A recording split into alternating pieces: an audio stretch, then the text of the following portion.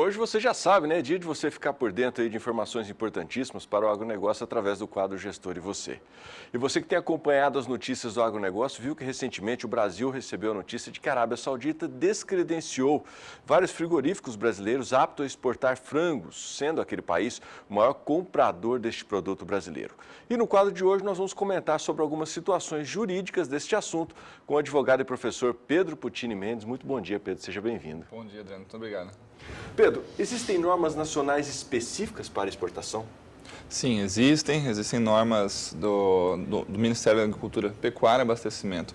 Com relação à rastreabilidade, existem normas da Anvisa com relação à sanidade e existem também normas da Organização Mundial de Comércio, dentre outros tratados internacionais, né, aqueles acordos que se fazem entre o próprio país para determinar algumas regras, né, de que o produto deve atender para que ele possa, de fato, ser exportado. Então, existem também questões jurídicas que envolvem as exportações e importações.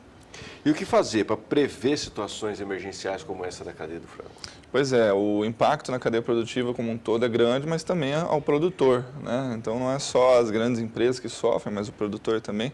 Então, por isso, para prever esse tipo de situação, devemos se atentar às regras locais, né? O produtor, antes de escolher fazer uma opção por um tipo de produto que possa ser exportado, tem que saber se há barreiras protecionistas naquele estado, sejam essas sanitárias, ou até mesmo as culturais, como aqueles abates halal, kosher, né? Porque isso tudo pode implicar em proteção de mercado para que esse mercado aí diminua as importações, ou enfim. A gente costuma dizer que o mercado é global, mas as regras são locais, né? Então a gente precisa saber realmente antes quais são as regras locais para evitar esse tipo de prejuízo. E que tipo de profissional procurar para saber sobre mais essas regras?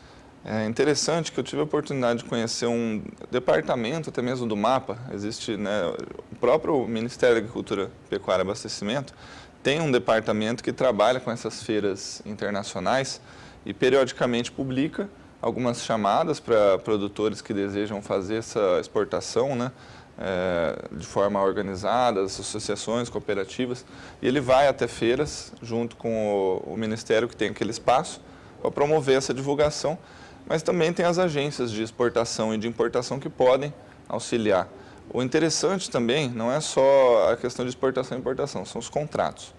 Esses contratos devem prever, aliás, os profissionais devem conhecer esse tipo de contrato, né, as nomenclaturas internacionais, não adianta procurar qualquer tipo de profissional.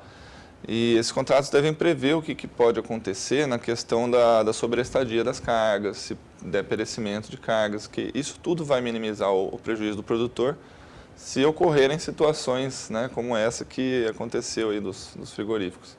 E há recomendações jurídicas específicas para isso? Sim, as recomendações são essas. Na hora de fazer os contratos, observar, como todo contrato nacional, os internacionais não seriam diferentes. Observar as cláusulas para que elas minimizem esse prejuízo, prevendo a responsabilidade de quem, para esse caso das sobreestadias, o caso de perder produtos, porque isso também vai interferir nas questões securitárias. Aquele produtor que tem uma contratação de um seguro, ele precisa de um contrato bem embasado para que ele possa ser atendido numa emergência como essa aí, né? Então, por aí.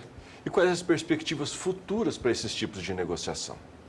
Certo. Existe a possibilidade, né, a agenda do presidente, dos demais departamentos, ele já tem demonstrado a possibilidade de contratos bilaterais, direto com outros países, para o Brasil deixar de exportar apenas como bloco econômico.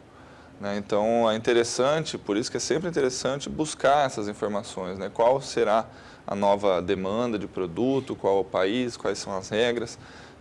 Embora seja interessante a exportação como bloco econômico, principalmente o Mercosul, mas os contratos bilaterais vão acontecer cada vez mais e, por isso, valem as regras locais nesse mercado global. Então é por aí. A gente espera que é a primeira vez que a gente trata desse tipo de questão jurídica, porque o agro tem cada vez aberto mais possibilidades, né, até mesmo internacionais, para o produtor rural.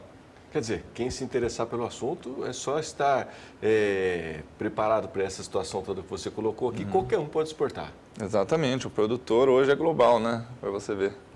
Legal. Por aí. Pedro, obrigado mais uma vez pela sua participação. Seja sempre bem-vindo aqui para disponibilizar informações como essa para o pessoal.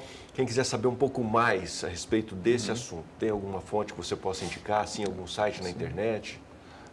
Site na internet, eu acho que, como eu lhe falei, o mapa, é interessante procurar um mapa.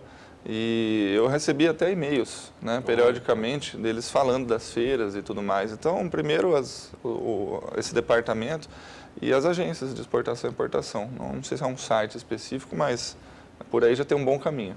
Valeu, Pedro. Obrigado pela Valeu, sua participação. Adriano. Obrigado.